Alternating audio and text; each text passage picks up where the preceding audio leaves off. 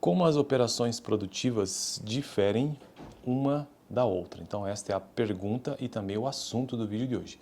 Repetindo, como as operações produtivas diferem uma da outra. Nós vimos no vídeo passado, ou nos vídeos passados, como forma de resumo do capítulo o capítulo de introdução à administração da produção, vimos o que é a administração da produção, também vimos as similaridades ou igualdades ou semelhanças entre todas as operações produtivas.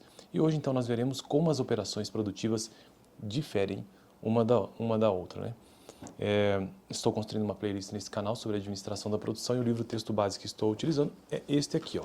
Um baita de um livro gigantesco, mas bastante clássico, Administração da Produção, Nigel Slack, um dos autores.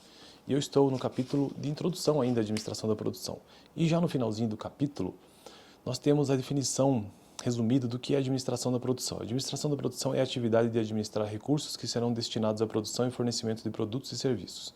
É uma das funções centrais de qualquer negócio, embora possa não ser chamada administração da produção em algumas indústrias.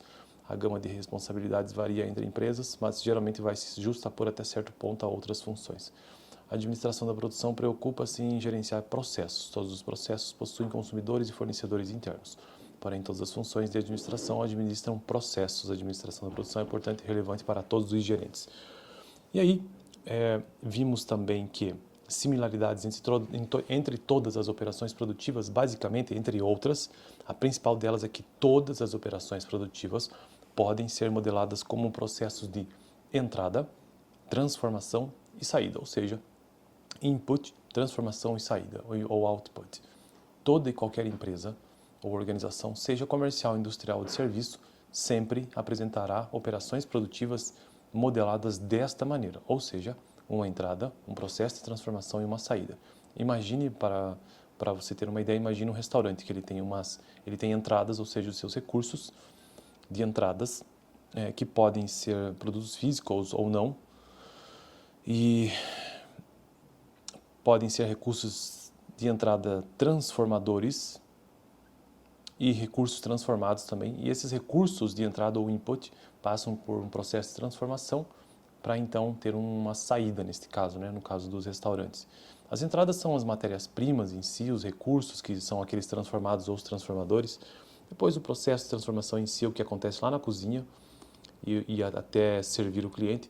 E o processo de saída é o resultado final, ou seja, o atendimento ao cliente e bem como a entrada de recurso a partir daquilo. E o fornecimento do prato feito, né? O serviço no caso estamos falando de ponto comercial de restaurante. Então, até que se chegue ao cliente, este prato, que é o output, houve a necessidade de várias entradas de recursos de transformação ou transformadores e um processo de produção, ou um processo de transformação. Bom, depois de toda essa introdução, vamos ao vídeo de hoje. Como as operações produtivas diferem uma da outra? Porque até agora nós já vimos que existem igualdades. Agora, o que difere?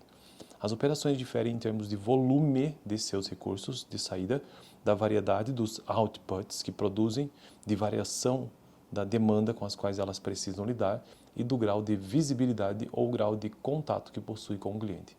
Volume alto, baixa variedade, baixa variação e baixa visibilidade são geralmente associados a custo baixo. Então veja que as operações produtivas elas diferem basicamente com relação ao como elas precisam lidar com o cliente. Então, se precisa lidar de uma forma com maior contato ou menos contato, a variação da demanda também. Então, basicamente é isto. Se tem um volume alto, se tem um volume baixo, se tem uma baixa variedade, uma alta variedade, alta variação ou baixa visibilidade também. Enfim, coisas desse tipo. Fico por aqui então no próximo vídeo, o que fazem os gerentes de produção e por que o que fazem é tão importante. Este será o assunto do próximo vídeo. No vídeo passado eu tratei quais são as similaridades entre todas as operações produtivas. Valeu!